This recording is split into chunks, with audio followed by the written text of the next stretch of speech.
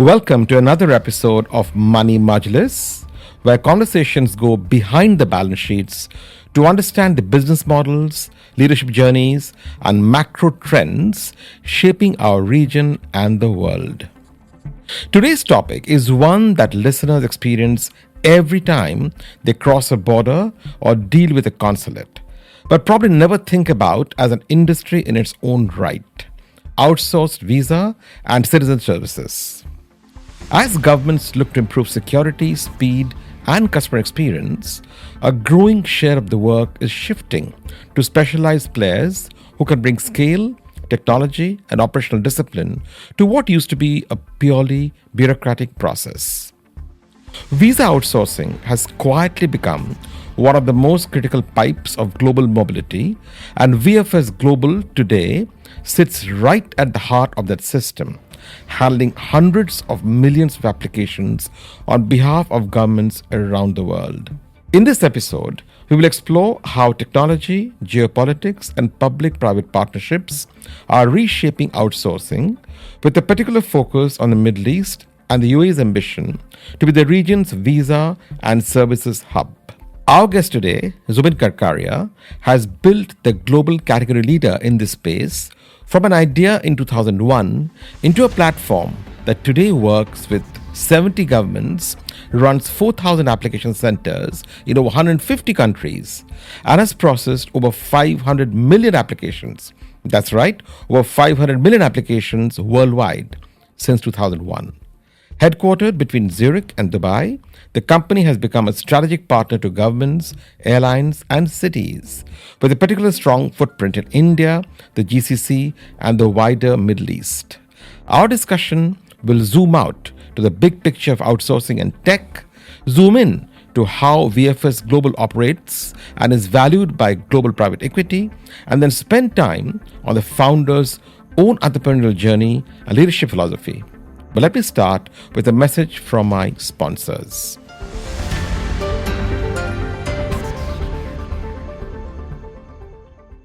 Fab Business Banking presents Money Majlis, a podcast shaping conversations on banking, finance, technology, and marketing. Visit bankfab.com to learn more.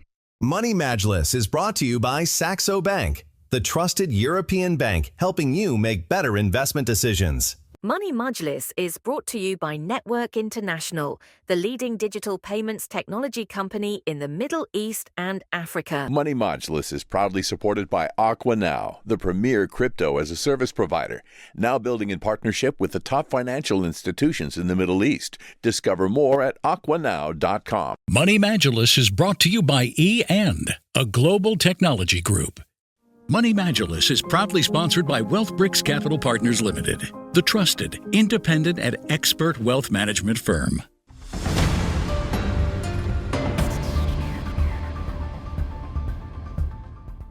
My guest today is someone who has not only built a world-leading company, but in many ways has helped to create an industry.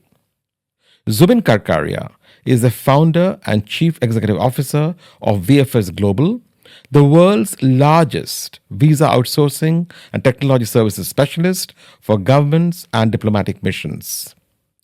He conceptualized VFS Global in 2001, starting with a pilot for the US consulate in Mumbai to take over the administrative and non-judgmental parts of the visa process, freeing up consular officers to focus on actual decision-making. In just 5 years, that model scaled into a global business. Today, VFS Global is a trusted partner to around 70 client governments, operates a network of 4,000 application centers across over 150 countries, and has processed upwards of 500 million applications, with the last 100 million in just the past 5 years, despite the pandemic. The company was handling roughly 100,000 applications a day by 2024, underlining both the rebound in travel and the centrality of outsourced processing to that recovery. From its dual headquarters in Zurich and Dubai, VFS Global now supports governments across 5 continents, not only with visa and passport services, but also with biometrics, identity, and citizen services, and value-added offerings for travelers.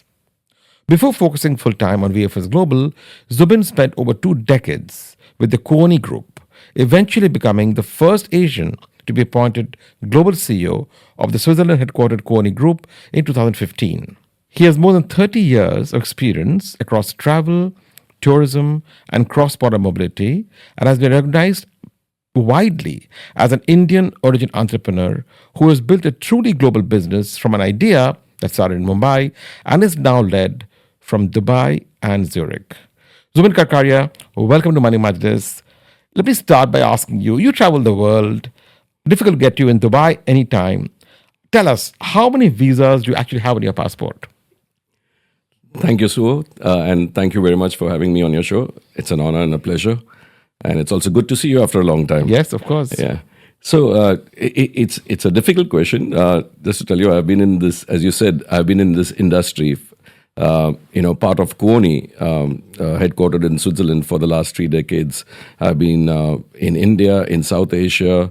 So fortunately, even with Kuoni, before VFS, I traveled a lot. Mm-hmm. And that's how I built the relationships and the connections, which again helped me in VFS. Mm-hmm.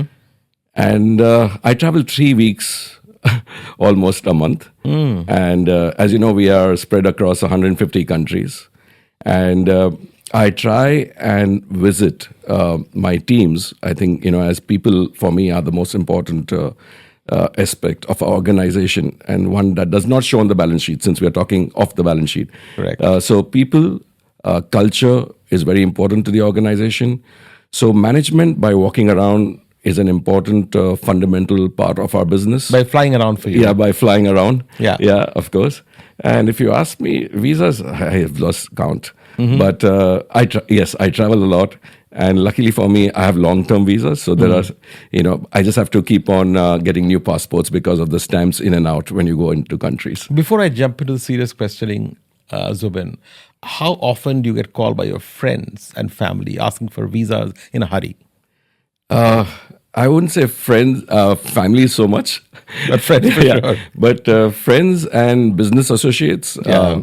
I think most of the time when they call, they're not clear about what the requirements are. Mm. And, as we just spoke, before we started this conversation, how much time does the appointment take? And some of them is, the reason they call me is because of the misinformation they're given by the people that they work with, Yeah. And I think most of the time, it's clarity on the information, clarity on the documentation that you need, and facts. So I think it's mostly because of that, and not much that I didn't get an appointment yet. The people are in a hurry all the time, right? Yeah. But, it's ironic that you say that people are in a hurry. But if you look at for UK visas, over the last 2 or 3 years, UK government has come up with something called super fast track. Mm-hmm. You can get your visa in the same day, as long as you're ready to pay for it. Really? On the same day. So you apply in the morning, by evening you get your passport and visa. So that is one very good thing that will the it UK... happen for Schengen soon, you think? I can't, I'm not, I won't say liberty, but I'm not here, I wouldn't be able to say that. But maybe you can influence them to do it, right? Yeah, but I think usually what happens is, when one government starts and the other government others sees, follow. And it's finally helping the right individual, especially for business and trade, when they are traveling for important conferences, to make partnerships around the world, to create more economic growth. I think the Schengen governments also will look at it in a very positive way. Mm-hmm. So let me go to the big picture now, Zubin. The global visa outsourcing services market was estimated at just under $3 billion in 2024. And is projected to reach about $5.5 billion in 2031, which implies a compound growth rate of about 9% or in that range. When you look at that growth curve, what do you see as some of the most powerful structural drivers? Is it more travel? Is it more security? Or is it more digital complexity at the borders? I think the single lever for the growth is the excitement for travelers to see the world today. Yeah. Travel is no longer a luxury. It's become like a necessity. And trends have changed over the years. When I look at, there are two types of trends. One who are exposed traveler, who now want to travel to places like Finland, Alaska, Iceland. Northern Lights has become like the favorite. So more exotic travel. Yeah. So exotic travel comes after how exposed you are to travel. Correct. The first timers. So when you look at emerging markets, let's take for India. We have the tier 2 and tier 3 cities, which are doing extremely well. We are looking at in India now what you call double income, no kids, DINKs. Yeah. Then we are looking at disposable incomes growing. We are seeing that the passport penetration in India is still very less. We are looking at the tough lifestyle that people live in India in terms of work-life balance, and they want to travel 3 to 4 times a year. So the trend is there more, say, if you segment it on the leisure travel, I have no doubt, being from the tourism industry and what I see in VFS, it will continue to grow. People will travel. People are resilient to things. We have seen SARS, we have seen H1N1 flu going, bird flu coming in, going. People will travel. The COVID pandemic was the only time that I really saw a standstill. Apart from that, I see people traveling for leisure and tourism. Then we have education, and we should not underestimate that. The number of children traveling abroad for education is humongous. And the largest source markets, of course, are India and China today. But the number of students traveling abroad for education, not only, it's not only the subject matter that they are going for, but it's also the exposure that they get. The exposure, to different cultures, exposure of living in a different country. So apart from the learning, they also learn to get independent. They get a different psychographic, which helps them in their lives. Then there is a huge mobility. If you look at people traveling abroad, for work, and that has become also very huge. If you look at the mobility and the SEPA agreement signed by our Honorable Prime Minister Shri Narendra Modi ji, talks about mobility of people traveling from, and they have signed with Germany, with Austria, and you see a lot of people traveling from India for work. So I think that's another one. Again, not to forget business travel. Business travel has come up again in a very, very huge way, which I see. During the pandemic, everybody thought that people would stop travel, especially the business travelers. They thought the cost will come down and people will do Zoom. But that's not it. You're seeing a bounce back in business travel? Yeah, huge bounce back. Especially what they feel is the touch and feel is critical. Especially when you're creating new relationships. Especially when you're selling new products to different markets. Especially when you're doing trade in a market where you don't have the understanding or the touch and feel. You need to go meet the people, understand the people before you start business. And even for me, I can do a Zoom call with all my managers, the teams. We can have like 50 people on a Zoom call. But if I go physically over there, and even if I have lunch with like 20, 25 people in a certain region, that makes a huge difference. Huge difference, of course. Going back to the first theme you talked about, Zubin, which is leisure and holiday travel. Do you think with this explosion we are seeing of holiday travel, there's a danger of over-tourism that's happening today? And we're seeing pushback from certain destinations like, Venice and Paris and the most popular destinations. Are we arriving at that juncture now? I don't think so. I'll tell you why. Firstly, we are not dependent only on a few hotspots, like Venice or Florence. Yes, they are great. They are loved by every Indian or anybody traveling on a very, romantic leisure trip. They want to go to Venice and they want to go to Florence. Correct. But there are so many other destinations now that are being promoted. So the people have a choice. Yes, there will be certain pushback in some cities where they feel that the number of tourists that are coming in is not helping either economically or culturally to that city. And it would be a curve that they will go through. It's not a permanent issue. So, because finally there are, small and medium industries that live on tourism, and especially when it's only few months of the year, not all months of the year. There a lot of economy depends on that. And And not to forget, when people go to a certain place on holidays, they also look at business opportunities because there are a lot of business people also traveling. So it also improves trade and economic growth for these cities. So I don't see a stop. Yes, there will be some pushback sometimes in certain cities with a certain segment, but not all the time. Okay. There are top players like yourself, VFS Global, there is CGI, GTIT, TLS Contact, BLS. Together, all these companies, including yours, control about 80% of the visa outsourcing market. VFS often is cited as having more than half the market share of this entire sector.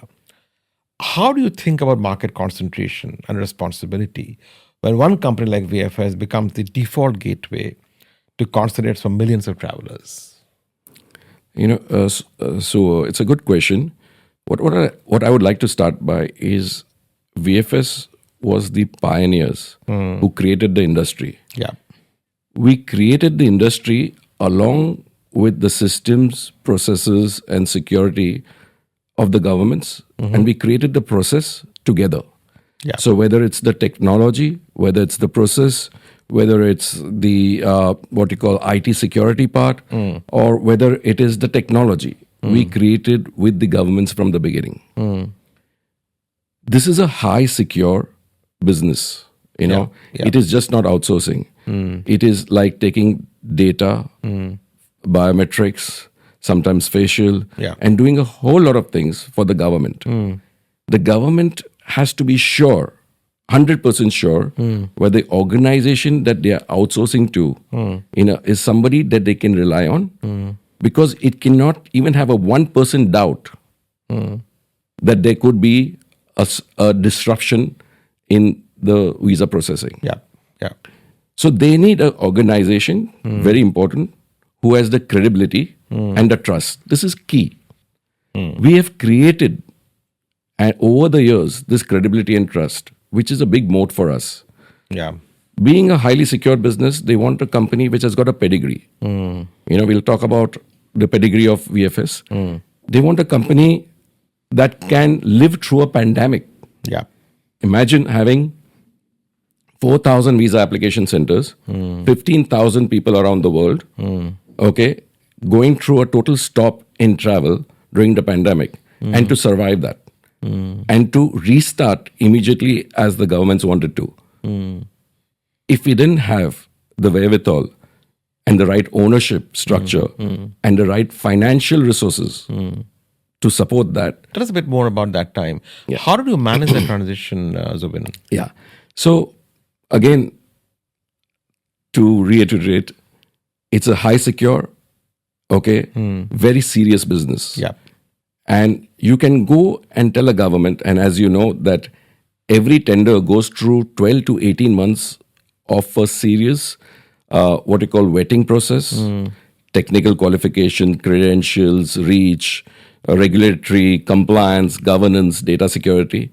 And they have not only that the government, team is part of it, but also external consultants like the top 5 are part of this process, keeping in mind the regulations of EU or 5cc or wherever they are, tendering. So they go through a very stringent process to select a service provider. When you say, how did we go through the pandemic? Yes, the pandemic was something that nobody thought that it would be so draconian. It would be so serious in the sense that we have gone through, as I said, H1N1, we have gone through SARS, 9/11, but the industry coming to a standstill was a big jolt. We had, as I said, 15,000 people around the world. We had 4,000 visa application centers. Now we can't close those because there was still some operations going on. Because we still operate passport renewals for governments.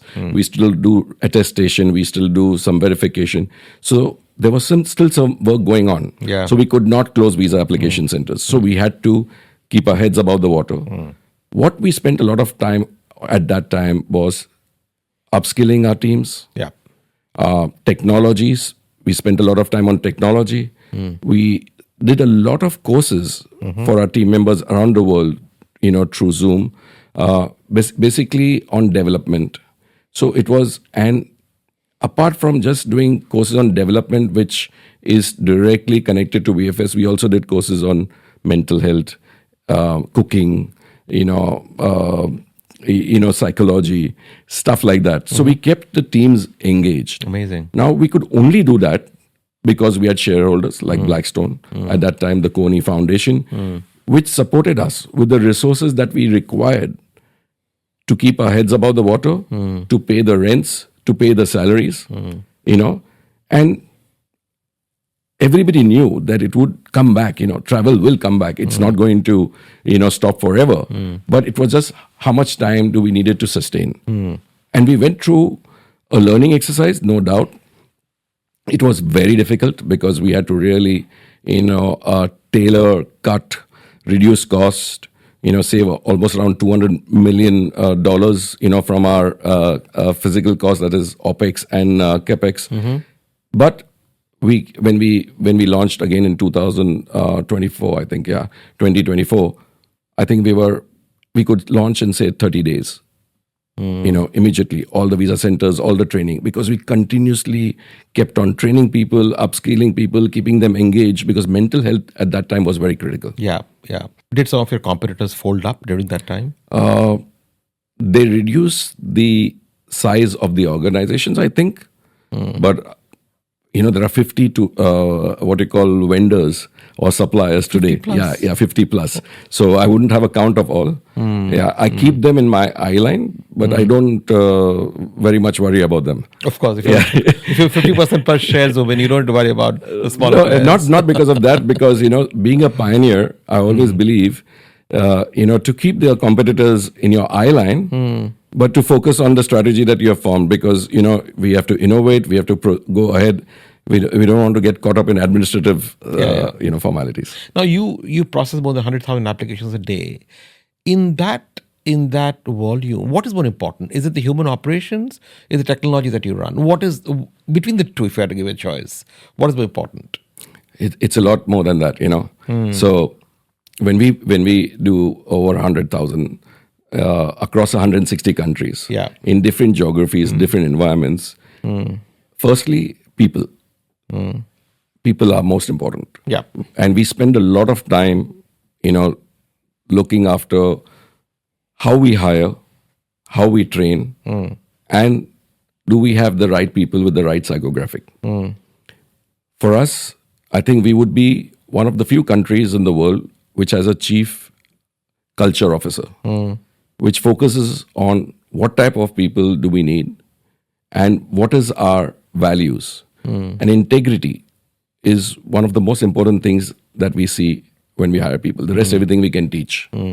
So are you hardworking? Are you a team player? Do you have the integrity? And then everything we teach. So people become very important because they are facing the applicant. As you know, they have to collect the biometrics. They have to check the documentation. They have to make sure we have ticked all the boxes. They have to make sure that 99.9% there are no errors, because one error of a passport number or something like that could create a problem for the applicant. They have to make sure that the visa officers and the consulates receive the documentation at the right time. They have to make sure the purging is happening with the support of technology. So I would say people, technology play a very critical role in processing this. People from the human error and the customer service point of view, and technology to make it more efficient and productive for the applicants and also for the governments. So I think these two are critical. And then there is a lot of other things that flow in with it. Middle East outsourcing was once seen as a late adopter, but recent analysis shows that GCC is now a high growth opportunity for business process and shared service providers, especially as governments and authorities push digital transformation and public-private partnerships. From your vantage point in Dubai, what do you believe is uniquely Middle Eastern about how this region is embracing outsourcing compared to, let's say, Europe or North America? So let me share with you an interesting fact. When I first started VFS in 2001, my first two customers were the US Embassy, and the second one was Dubai and Emirates Airline. Really? So we are working with Emirates Airline and the UAE government immigration department from 2001 on visa processing for people coming into Dubai. So it's not something that they have not thought through. They have been thinking about productivity, efficiency, scale from the early 2000s. So my association with Emirates airline, immigration of UAE and Dubai has been from 2001. So they have embraced it. They know the opportunity, they know the efficiency it brings to the table, and they are very much focused on how they can give value to the residents, how they can give value to the citizens, and how they can give value to the tourists that are coming into the country. Yeah. So even before 2001, when we did the visa services with Emirates and UAE, if you remember Emirates Airline, when they were just becoming a leisure carrier from India, that time I was with Kony and SOTC. We were the first ones to work with Emirates Airlines in India in the early 90s to actually take tour operations, like tours, via Dubai to Switzerland and give a 2-night STPC, what they call free stay, in Dubai for shopping and then go onwards with Emirates Airline. So the partnership, philosophy, working with partners for Dubai and Emirates has been there from the early 90s. Apart from that, Emirates Holidays partnered with SOTC in India to launch Emirates Holidays in India. So outsourcing has been there, from the early 90s, 2000, with Emirates and Dubai. And if I look at it even today, we work with the government of UAE in a lot of areas, where they really see value in partnerships. When I talk about value, is what is the purpose it is serving? Is it supporting the total number of residents that are coming from all over the world here? Is it supporting the citizens? Is it adding value to them in terms of efficiency and productivity? And if it is yes, they embrace it. In fact, the ease to do business out here, especially in public-private partnership, is very much at the highest level. You're even doing court services, right? Legal services for the UAE government. Yes. Attestation and verification. Yeah. And medical, so if you want to renew your resident permit, we also do the medical. Yeah. But GCC is coming around, so, we do a lot of outsourcing for Qatar, Oman, Saudi Arabia, Kuwait. We have worked with Kuwait. So I think most of the governments today in the GCC, yes, Dubai started in early 2000, but most of the governments are looking at this to improve productivity and efficiency. Of course, always remember, security is paramount. Absolutely. Yeah. Absolutely. Now, talking of security, let's move to another topic, which is technology. You've been publicly advocating the role of advanced technologies, AI, analytics, and now even generative AI in making borders both smarter and safer. Two questions. One is, how are you seeing the use of AI in the work that you do? Do you feel empowered or do you feel threatened that the future AI could take over what you do in terms of manual processing? And the second part is, how do you draw a line between the seamless traveler experience and the very real concerns, I would say, about data privacy and surveillance? Okay. Actually, there are three questions. Yeah. So first, let me tell you what we feel about AI. AI for us is not just a technology or a tool. Yeah. It's an article of faith. We were the first ones in our industry to adopt AI. But we started 2 years ago, of course, with a lot of help from Blackstone data scientists and their teams. Yeah. But we first worked with responsible AI. So we built the guardrails first. Yeah. We are in a business, especially when you work with governments, you can't hallucinate. Your system cannot hallucinate and create solutions which are not there. Absolutely. So if you ask, what is the visa fee for this route and what are the documentations that I need and will I get a visa in X time, it has to be 100% accurate. So we have our own LLM Correct. Our AI tools don't scrape the net. So the information is always 100%, or it's not there if you ask a question which is out of the sphere of VFS or Visa. So 2 years ago, we worked with Responsible AI to build the guardrails. Then we created our what we call AI hubs in Mumbai and in Dubai. And we have, I would say, 20 data scientists currently in the UAE, in Dubai, Really? working on products for foreign governments. So actually, made in Dubai, working on products for foreign governments. Interesting. We have executed, so we are not pie in the sky yet. We have actually executed over 700 routes with 25 governments, whether it's AI chatbot, whether it's documentation verification, whether it's liveness check. When you're doing appointments, we don't want bots to make appointments, because we want transparency, we want security. We want to make sure the right people get the appointments and not somebody's blocking them. So liveness checks. Documentation checks. So we do everything that is transparent, it's moral and ethical, which is critical in any AI, what you call tool that you use. At the same time, how is it benefiting the applicant and how is it benefiting the visa consular officer who's taking the decision? So for us, when we are building together. As I said, we have deployed products for quite a lot of Schengen governments.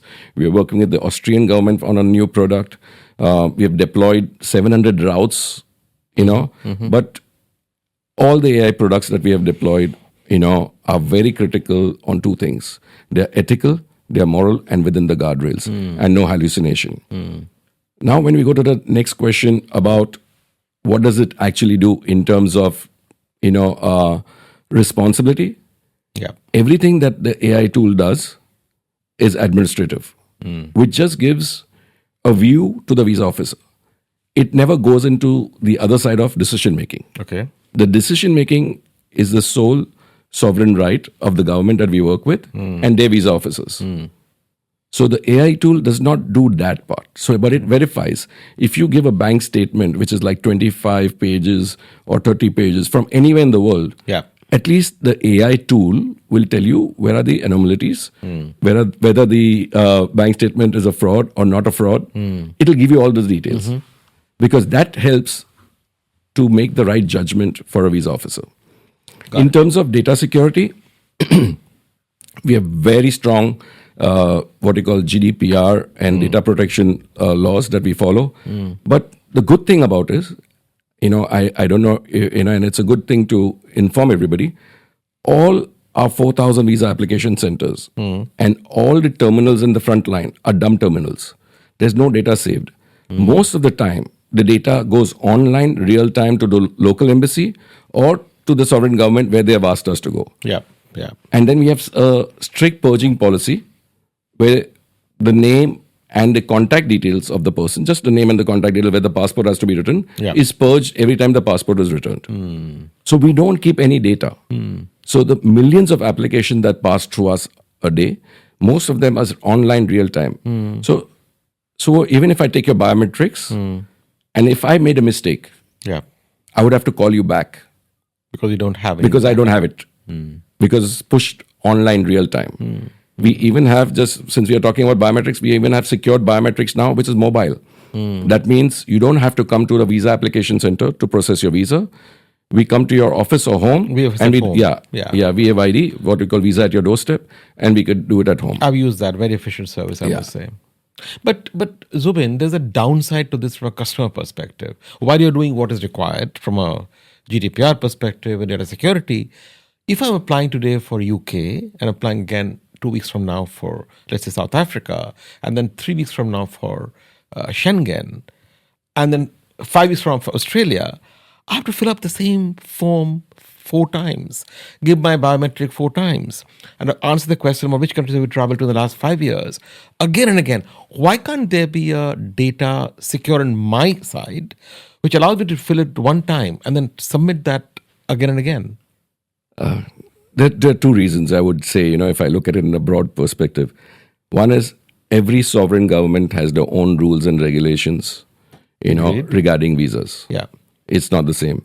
So UK is very different from South Africa. South Africa would be very different from the India. Yeah. Then they have reciprocity with different countries. So you may have visa on arrival for one country, but the same passport does not allow you for visa on arrival in another country. So rules and regulations, in terms of what you call reciprocity, in terms of security levels. Again, you could be, there in the bucket of green countries, yellow countries, red countries, where they feel there could be a risk of migration, there could be other risk. So from that point of view, it's very difficult for you to say that because I have a UK visa, I should have not to fill up a form if I'm going to South Africa. Because that's a totally different country with their own regulations, with their own nuances and their own perceptions. So no, I'm not saying I don't fill up a form. All I'm saying is if I pre-fill the data for UK, chances are 80% of the data is common to UK, South Africa, Schengen, and Australia. Why do I have to pre-fill the form every time? Why can't there be an app which takes details from my site and autofills the form? Is that a possibility that happens? It is absolutely possible, because now you have auto population through AI is very, very seamless. We do that on the back end. So we do that. But if you go to a service provider which is not like a VFS who works with governments, if you go to a corporate traveler, they should be able to do that for you. So any travel agent or tour operator today would have the system where it auto-populates. Now, it depends upon, would you allow him to keep all your data? You know the risk of data privacy. So there is an app also, which I will discuss with you on a separate podcast, where you can keep all your data on your phone, on your cloud.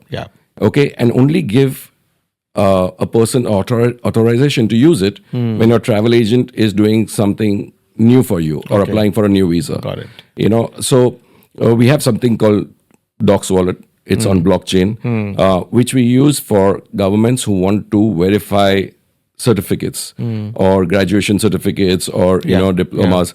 And we have more than 10,000 universities on that blockchain. So there is a possibility to do exactly what you're saying, and the data resides on your phone, and you give access whenever you need it. As you know, visa applications are quite stressful for most people, right? Oh, here we go again, Schengen visa. You've got to fill up the whole form, go up to VFS, again, do biometrics. I mean, it's not exactly a very, very friendly process, right? You try to make it friendly, I know, at VFS. It's much better than 20 years ago. I'm sure.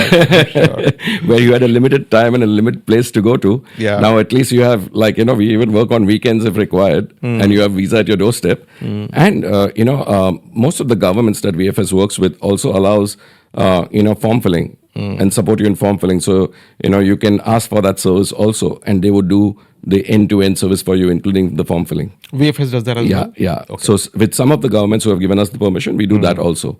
So as I said, we will try and make it as seamless as possible, but again, not crossing the parameters on security. VFS has completed or processed upwards of 500 million applications since 2001. Great numbers. But when you look at those numbers, what do you see as the next frontier? Is it more geographies that you will cover? Is it deeper penetration with the existing governments, or entirely new lines like identity and citizen services? Where do you see your expansion coming from?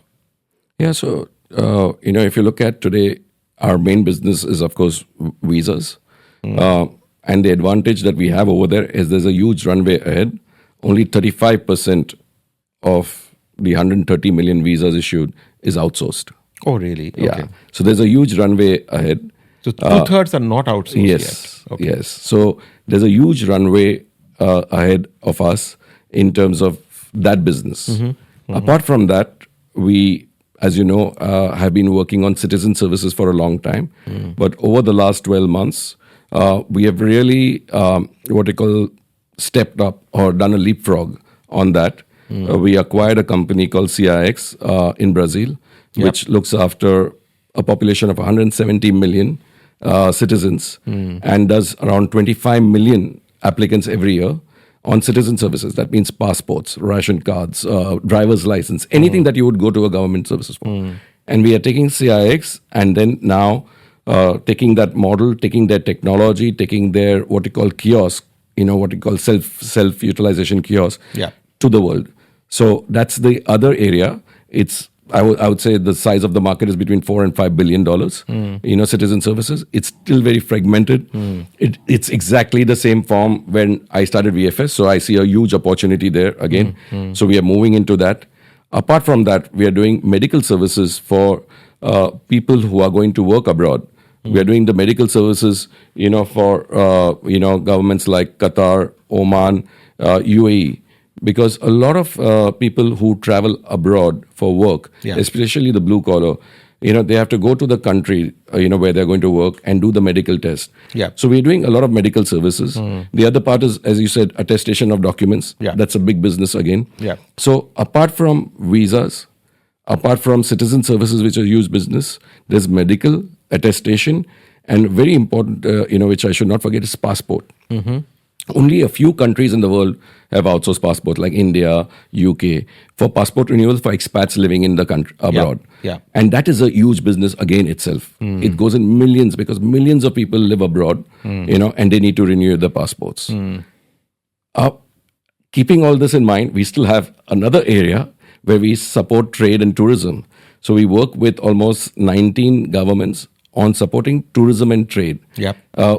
As you know, that we have 4,000 visa application centers. Yeah. We are in every city of the world almost. And tourism boards require presence. They require connection with the trade, travel agents, tour operators to promote their destinations, promote their products. So we work with governments, we work with tourism boards like Visit Britain, Saudi Tourism, Dubai Tourism, Abu Dhabi Tourism, JEC Tourism, and give them the infrastructure and the people that they require. Yeah. In geographies that are huge, which does not cost them anything, but supports them to increase tourism and trade. So, as I said, there's a huge runway on our core business. Plus, citizen services is a new frontier. Plus, there is medical, attestation, passports. So when you talk about passports there, do you see a future where passports will stop being physical and become entirely digital? Is that coming soon? See, we are dealing with not just one route. It's not only one country as a source market to one country as a destination market. Yeah. We are dealing with hundreds of source markets and hundreds of destination markets. Yeah. And for you to go dramatically saying that I can travel without a passport needs every country where you're going to be ready with the technology and the mindset and the regulations that they have, to support that. So but I don't say certain corridors you think can work? Yeah, see, certain corridors can work, but passport becomes a very critical instrument legally. So I think judiciary-wise, legal-wise, a physical passport to travel without from one country to the other will not be acceptable. Not happening soon. No, even when you use e-gates, it tells you to put your passport sometimes. Even sometimes randomly, but it tells you to put your passport. Why? Because they want you to make sure that you have that travel document with you. Because that could become a security risk. So even in 10, 20 years from now, you don't see a... I can't say, I would say next 10 years, no. No, okay. 20 years, maybe. I mean, the US, for example, has already moved a lot of the state IDs and driving licenses onto your iPhone in terms of the wallet. That's fine. Wallet. So of course, having like, in Dubai, we have it, we have the UAE pass, which can do everything. But can you travel outside the country on a UAE pass? No. So, if you are internally traveling, which does not require a cross-border mobility, which does not have to go by the rules and regulations of another country, it's different. Zubin, this is a good time for us to take a break and tell our listeners about the social impact objective of this podcast. Most profits from this podcast go to compelling social causes from across the world, and every guest like you gets a $1,000 Money Majlis gift card that were redeemed at one of carefully selected 6 charities. These are, for this season, Dubai Cares, Red Crescent, Educate Girls, Save the Children, the Rudy Menon Foundation for Cancer Research, and the World Wildlife Fund. Zubin, you've chosen to to give your gift card to Dubai Cares, thank you. Your contribution will go a long way in educating underprivileged children across the world. Thank you for that. Thank you, Suvo. And I really am touched with what you're doing. And I think it's important. We do a lot of, direct social responsibility. Why I call direct is because we would like to see the tangified effect to the person that we are contributing to. Yeah. But happy to do the same amount, from our side to Dubai Cares, and also add an additional amount of 1,000 to Red Crescent. Oh, wonderful. Thank you so much. And Zubin, every listener on the show also gets an opportunity to get a $50 gift card when they log into moneymajlis.com and contribute to either of these two causes or any of the other 4 causes that I support. So listeners, please visit my website and make a difference to someone somewhere. See you after a short commercial break. Running a business means you have to make countless decisions every single day, some small, some risky, yet all pave the way to your success. That's why you need a seamless business banking app that doesn't just react, it anticipates. From digital account onboarding, effortless fund transfers, smart payroll and utility payments, easy digital service requests, exciting rewards and benefits, and long-term tailored solutions, the Fab Business Banking app gives you everything you might need, anytime, anywhere. The Fab Business Banking app, the one app for you. In Money Majlis, we talk about making informed money decisions. With Saxo Bank, you get access to global markets from a single advanced trading platform. Stocks, ETFs, Forex, CFDs, commodities, and more. With research and tools right there in the platform, it's easier to make sense of what's moving the markets. Learn more at home.saxo.me. Money Majlis is brought to you by Network International, the Middle East and Africa's fintech and digital payments champion. We make businesses happen and economies prosper by simplifying commerce and payments. Trusted by over 250 banks, fintechs and telcos, and 240,000 merchants in over 50 countries. We move fintech forward. The financial world is changing fast. Institutions need to meet the growing client demand for crypto financial services, but they need a battle-tested platform to build upon. AquaNow is a leading crypto financial services platform, powering incumbent institutions to launch crypto brokerage, payments, and remittance services for their clients, securely and at scale. Be part of the transformation. Visit aquanow.com today.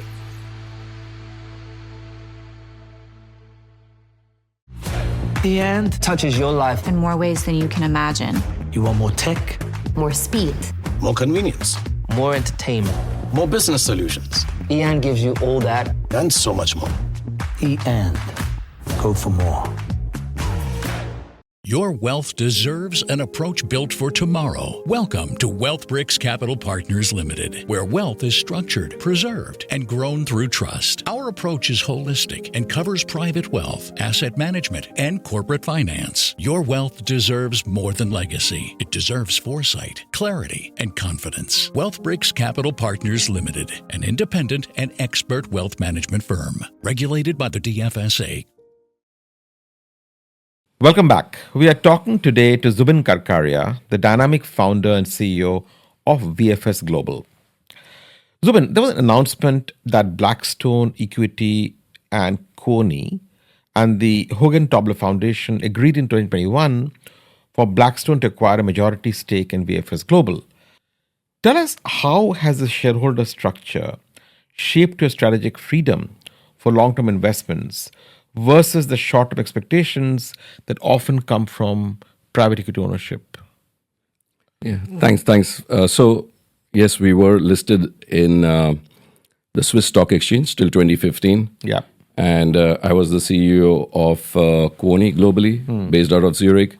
I was also the CEO and founder at that time for VFS, which was part of the Coney group. Right. And EQT came and supported us to delist. Mm-hmm. It was a strategic discussion that we had with the board, myself and EQT.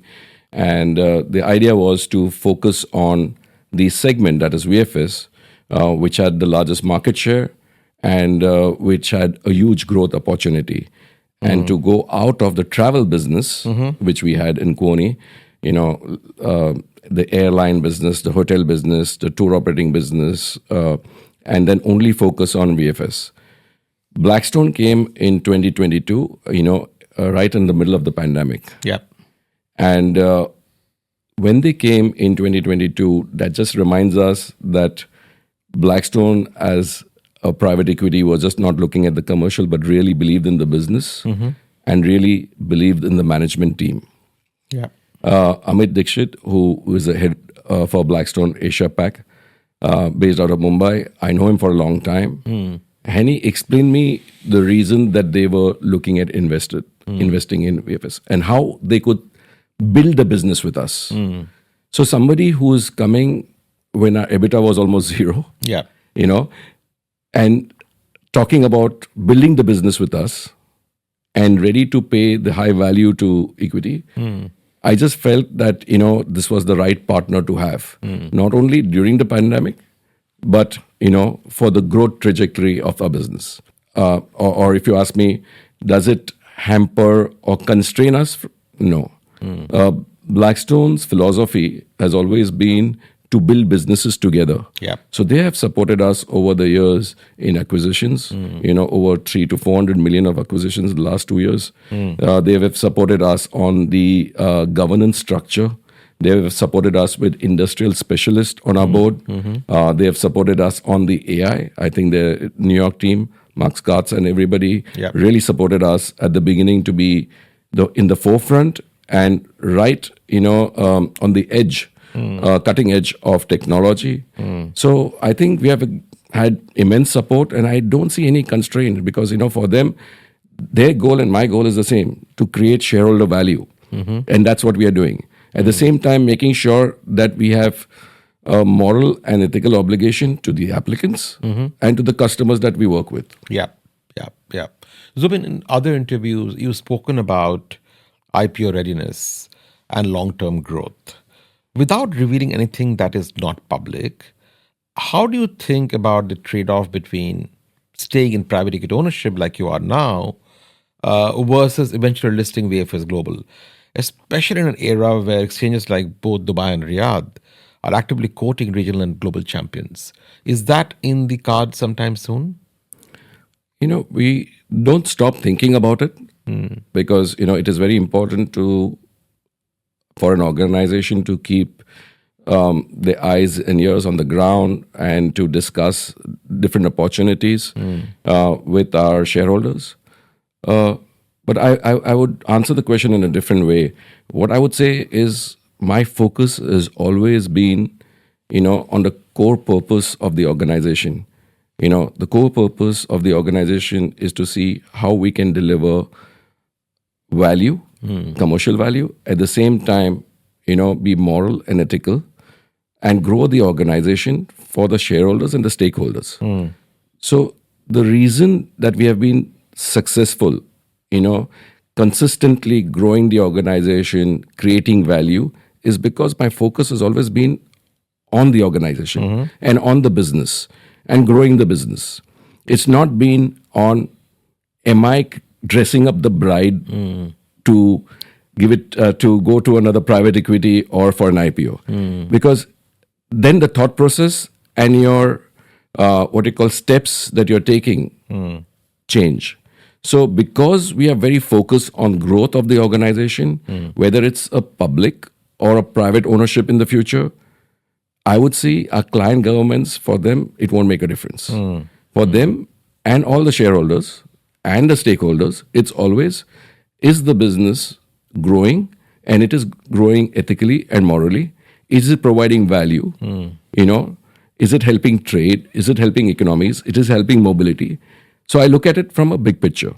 So I don't think any constraints between both, whether IPO or this.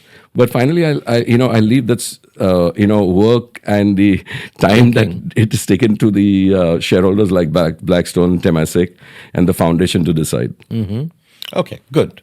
From an operating model perspective, as you look forward for the next 5 to 7 years, I mean, you talked about not just visa services, but citizen services, identity, biometrics, premium lounges, partnerships with airlines and tourism boards. Over the next 5 to 7 years, what percentage of your revenues would you like to see coming from these, let's say, adjacencies versus your core visa application fees? Do you have a number in your mind? Yeah. So as I said, there is a huge runway in the visa services itself. Yeah. So the market size, and even our top line will grow.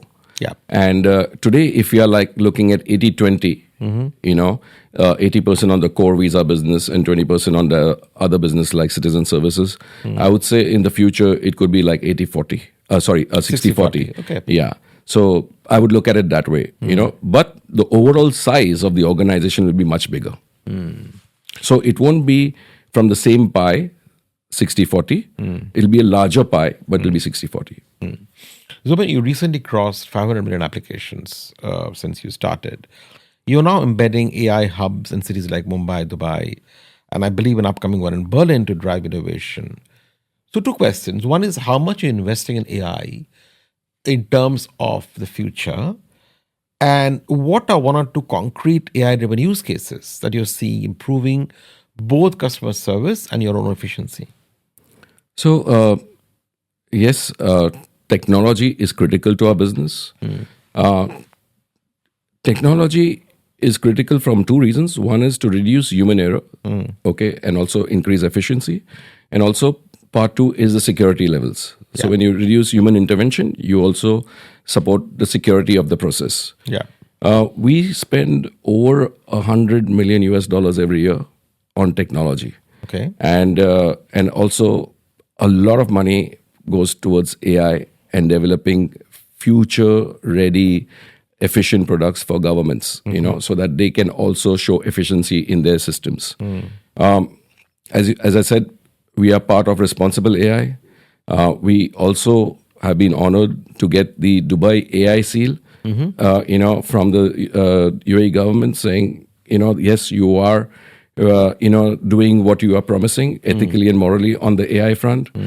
And when I look at in terms of products, as I said, we have 25 governments that are operating our AI products across 700 routes. Apart from the security levels that they check on bots, whether you are really a person asking for an appointment or using technology bots to get appointments, liveness checks, passport checks, in the sense that is the person applying for an appointment and put the passport, is it the same? Is the passport genuine or not? Yeah. Okay. Is the documentation submitted genuine or not? So a lot of AI, that we have developed helps in decision making. Does not give the decision. That's up to the visa officer and the sovereign government. But it helps to identify, the authenticity of the documents. It helps to identify and reduce the time taken to summarize from all the documentation for the visa officer to take a sovereign decision. Now, banks are moving on to taking credit decisions based on AI, especially for consumer loans. Do you think the day is coming where consulates will also decide on visas based on AI? No. I don't think that is with any legislation currently, any government legislation that allows what you call a technology to take decisions. No, that's, I don't think, and you must have read in the newspapers that it is not in the legislation of the governments. Okay? It has to be a physical, human, trained visa officer to take that decision. Technology can support, but never take a decision. At least for now and for the next 10 years that I see, from what I have read, the legislations of different governments, it's not. Okay. This is a good time now, Zubin, to transition into your own leadership and your career journey, which has been amazing. Your story starts well before 2001. You joined Kony back in 1991. You held multiple managerial roles. You became CEO and Managing Director of Kony India and South Asia in 2005. And then in 2015, became the first Asian CEO of the entire Kony Group. Looking back, what was the one inflection point, or maybe two, in that journey that most prepared you to step out as an entrepreneur and build VFS Global into a standalone global business? Yeah, so I didn't step out as an entrepreneur.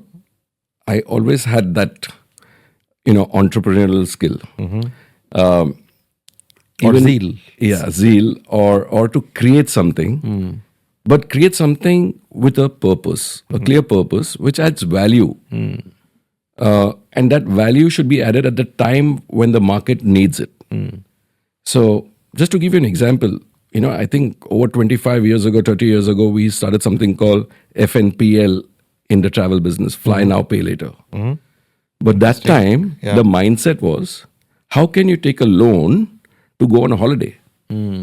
Because that's not looked upon right. You can take a loan to buy a house. Or a two-wheeler. Yeah, but not a holiday, because that looks as something is wrong with you. Yeah. Our parents always told us, that's splurging or, something doing wrong. Right. You can't overextend yourself on that. Yeah. Credit card at that time also was use it with caution. Yeah. So journeys have changed from that time. But we launched that, but not the right time. Where we could say, fly now, pay later. It was a new thing, but the market was not ready. With VFS, we were feeling the pain as applicants. If you remember, people had to stand in queues outside embassies. Yeah. Sometimes the previous night, because only the first 100 people would be taken in. And India, just the geographical size, if you're staying in, say, Ahmedabad, you would have to come down to Mumbai the previous night, stay at your relative's place because that time hotels were expensive or you didn't want to spend money. Then have somebody stand in the queue the previous night to just make sure that you are there in the first 100 to be allowed in the embassy for the 2 hours. And then, that was the actual stress. Yeah. So we saw there was a need. We also understood the needs, beliefs, and perceptions of the governments that, security is paramount to them. They wanted to run the process in a very secured way. So that's how we said, okay, what if we do all the mundane tasks? My whole logic was, what if we take out the friction, from both sides, from the and give them more locations for people to go. So a person from Ahmedabad doesn't have to come to Bombay, or a person from Bangalore doesn't have to come to Chennai. Yeah. Okay. So one is the location, the network. How is it that he goes there with an appointment, which is at a fixed time? So he doesn't have to wait outside in a queue. Yeah. He knows when he has to travel. How is it that we can give them service at the doorstep? How is it that we can make sure that he doesn't have to then carry money and do payments or not having change or does not have the right bank draft over there at that time? How is it that his documentation is checked before his photograph is right, not that he comes for an appointment and the visa officer photograph is wrong and come next time? Yeah. So all these pain areas we wanted to take away. At the same time, we wanted the visa officer to have enough time with the documentation that is submitted a day before or a week before to go through the case. So when he's interviewing the person, he spends less time, on the documentation and more time on the interview. So it helped both sides. So that's how, the need, there was a need, there was a purpose, and that's how the business was built. It seems very obvious in hindsight, separating administrative tasks and the consular decision making, but must have been very disruptive when you proposed it first, and especially with, let's say, the US Embassy and other very risk-averse institutions. How did you manage that as a young executive to push this through? Yeah. So I had to spend a lot of time, and I believed in the idea. Okay, I think that's very important. And I had clear focus that this can happen. So I kept on hitting the nail on the head. Every opportunity I got, I gave presentations. We also went ahead with the US Embassy as a pilot project, where all the investments were made by us, what they wanted us to make. And the first visa application center that we did in Mumbai had to have the same specs and specifications of the US Embassy, including bulletproof glass, which had to be imported, including the same security systems, same security company that they hired. So it was an expensive process. But I really believed in the idea. I really believed it could work. And we gave it a full, heart and soul with a team that I carved out to make it a success. 6 months down the line, they really felt that it made a difference, to their perception as a US Embassy. It made a difference to it was not so much on social media, but people talking good things about the process has become simpler. It also helped the visa officers to get more time to look into the application, adjudication instead of just the documentation. Security-wise, it was much easier because they knew who was coming in. So it was not like loads of people standing outside the embassy. Efficiency-wise, they didn't have to keep on asking for more staff, so they could turn around faster.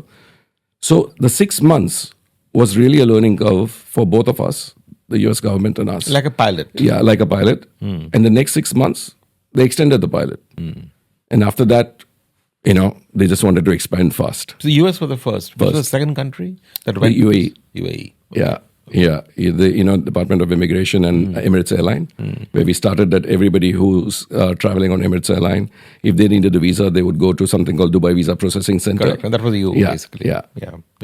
Now, a lot of profiles describe VFS Global as a made in India success story that has gone global, while also emphasizing your deep connection to the UAE as headquarters and your growth market, and your belief in the Prime Minister's Viksit Bharat vision.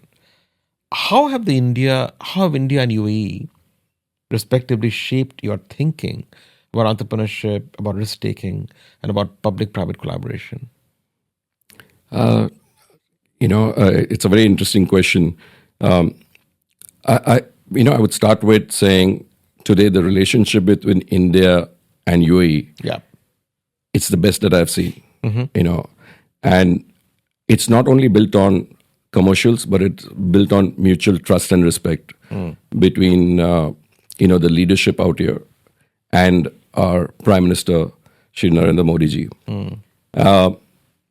When I look at VFS, I would say it's one of the first unicorns in 2001 that started in India and has become the global leader in its space. I have seen very few or not many companies that have scaled to this level. When I look at UAE, where we are based now, it's giving us the same opportunity, which I got in India. India had the demographics. UAE has the psychographics also. The ease to do business in UAE. The opportunity to source fantastic and the best talent in the world in the UAE. The government of UAE, when they work with private sectors, they really support and want them to grow along with them. They believe in public-private partnerships. Based on that, as you know, we have the largest visa center in the world now, 160,000 square feet. Managing more than 10 to 15,000 applicants a day. That's in a new UAE center now. in Wafi in Dubai. It's the largest in the world. We work with almost 50 governments here.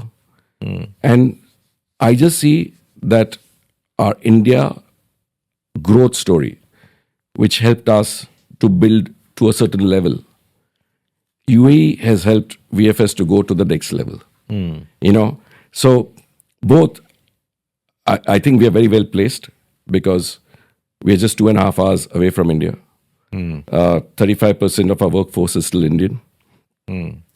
I spend a lot of time in India, proud to be of this growth story, and support the vision of our Prime Minister. But at the same time, being in UAE not only helped us to grow the organization, but also helped us with the efficiencies of scale that we require.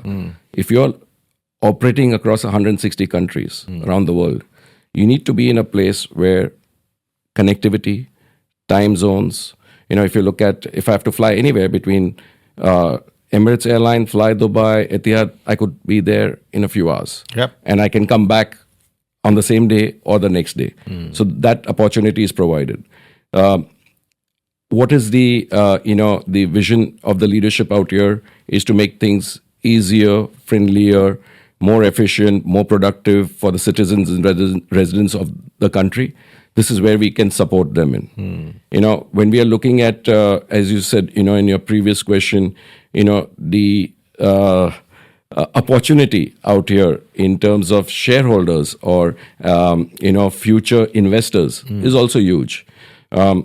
Dubai Holding holds a minority share in VFS today.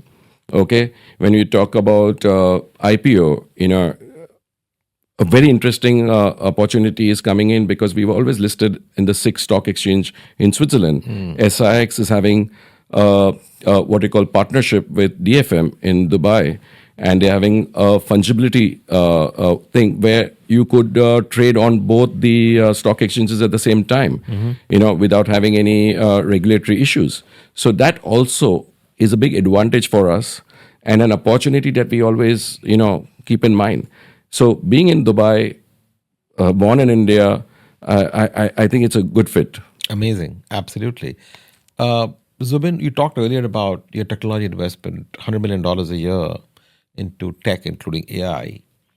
As a CEO who did not start as a technologist, are there any personal rituals or learning habits that have helped you to stay ahead of the curve in your 30-year career? I think CEOs have to be generalists. They can't be specialist. That's first. But you should be able to get the right talent. I would say the best talent for the functional requirements that you need. So you have to have a great CFO. You have to have a great technology guy. You don't have to be best in all these things. But you should be able to source, retain, and motivate these people to do the best for the organization and to believe in them, I think, and to support them. So my job is to source the best people, attract, retain, and motivate so they can give their best to the organization. Trust is a very important thing for me. Once I believe in a person and I trust the person, then I give full authority and responsibility to that person. And it has to be that way. Authority and responsibility goes hand in glove. You can't say, I'll have the authority but no responsibility. So I get leaders who will build new leaders who are self-motivated, which is very important in our organization, to be self-motivated. And those are the principles that I work. And I always work on principles of transparency. What I see is good is good. What I see is not good, I will always be open and honest with my team. So Zubin, VFS Global now employs thousands of people representing, I believe, 160 nationalities across 5 continents. And your sustainability reports speak about a strong emphasis on diversity, inclusion, and women's empowerment. Tell us, you talked about your leadership principles earlier. Tell us what leadership practices have you found the most effective in building a cohesive culture in such a distributed, such a multicultural organization where frontline staff interact with very anxious travelers every single day? So at our scale, geographically and 18,000 plus people around the world, 160 nationalities, culture is a very critical, important topic. Especially because if you have the right people with the right culture, you can serve better. The service is what you call standardized and from the heart. At the same time, you build trust with your applicants and with your client governments and with your shareholders. So the values that have to be inculcated, has to be done through a certain dedicated process. That's why we are a very few companies in the world which has a chief culture officer. His name is Bernard Matras. He comes from the Taj Group of Hotels. He's got, I think, more than 40 years of experience on culture, HR, and learning and development. And he focuses on how we hire people, where we hire people from, how do you inculcate the values of integrity, which is the highest value that we say. We said we teach everything, but you come with the integrity. So his job is only to do that across the world. We have movement from one region to the other for all our top managers, which move every 3 to 4 years. But all of them move with the same culture and the same values of the organization. Therefore, we make sure that the values and the culture of the organization are maintained. When we look at people, we spend a lot of time on people development. People should also see value. What is the organization contributing to them? So if you have worked for a certain number of years in our organization, yes, we have a certain fund that helps you to progress into doing some self-development that you need. Give you an example, culture and values. of our organization, when the Ukraine and Russia war broke up, and we had hundreds of Ukrainian staff. So we created a Ukrainian fund, from the organization. But an equal amount was paid by all the employees voluntarily to that fund to support their Ukrainian colleagues. Amazing. So that is also a culture and a value of a collaboration, of working as one team.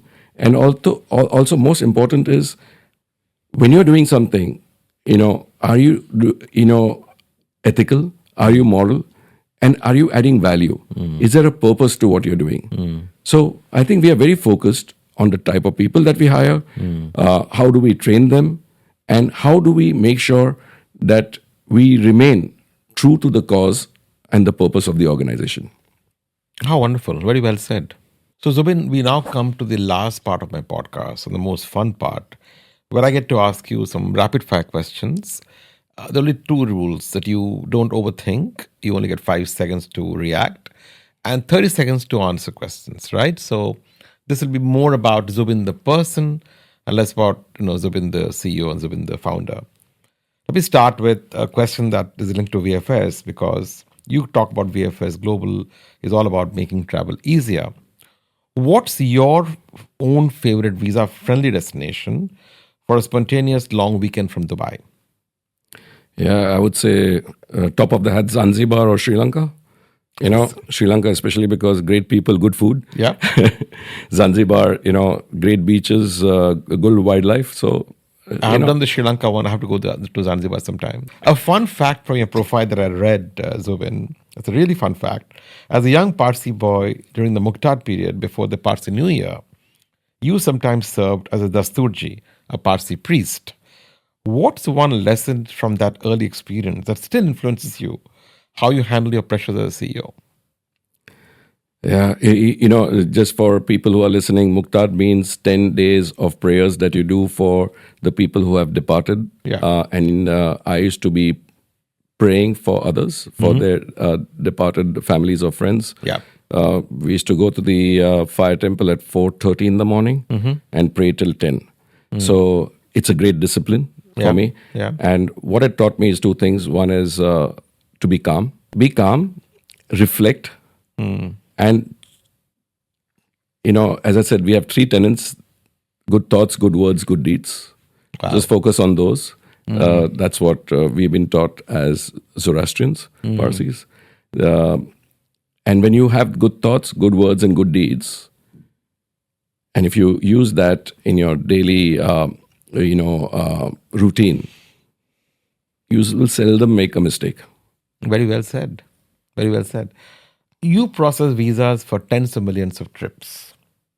So 2 questions. One is, what's the most surprising travel trend that you've noticed that you didn't see coming? And 2 is there any bizarre visa application or applicant that you experienced over the years? Yeah, the trend is very interesting. Every time I'm asking people where they're going, and everybody is going towards Northern Lights. Really? Yeah. And bizarre facts of what happens in our centers. Lots of funny things happen. Lots of serious things happen, because we don't take decisions in terms of who gets a visa, who doesn't get a visa. Yeah. And some people who don't get a visa get pretty upset.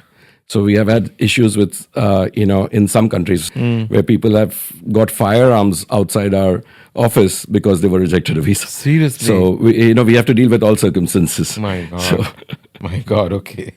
And if there's an Oscar category, Zubin, for the most underappreciated hero in a travel journey, what role will you nominate for that award? Is it a front desk agent as a visa center?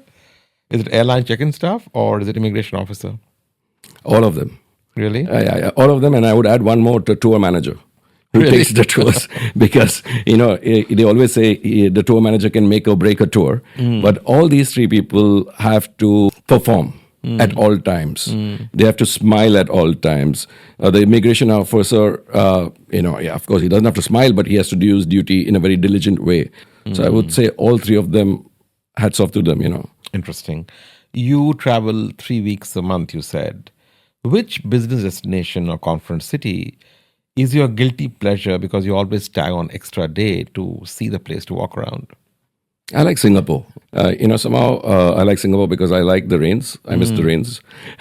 So, I like Singapore for the food because fantastic, what they call street food. And Singapore is a place where you can walk till the airport, from the city. Okay, next one is, what's one misconception about visa outsourcing that you wish every traveler would drop immediately? VFS does not take the visa decision, whether it's a yes or no. Listeners, are you listening? Okay. We do everything else, but the decision, whether you get a visa or not get a visa, it's nobody in VFS takes that. Even you? No, absolutely not. Definitely not me. Finally, Zubin, if you are not building VFS Global or working in a travel company, what completely different career option would you see yourself in? I would help people to build businesses. Really? And I would also help the underprivileged people who do not have an opportunity to see how they can get opportunities in the world, like to be somebody that bridges the gap, for them. I came from a background where, my parents were, my dad was an engineer. I could have gone into engineering. I didn't have anybody who told me to go into this direction, so maybe I was lucky. Maybe there was a lot of hard work. So if I can, help other people, to bridge the gap, to expand their skill sets, not only in their own countries, but abroad, I would be very happy to do so. How wonderful.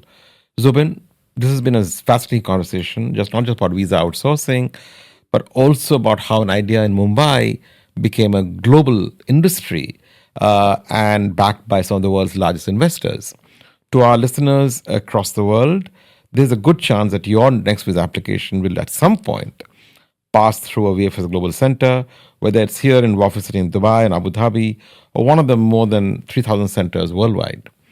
Hopefully this episode has given you a clearer view of the strategy, the technology, and the leadership behind the experience into what the future of outsourced services could look like for governments, for investors, and travelers alike.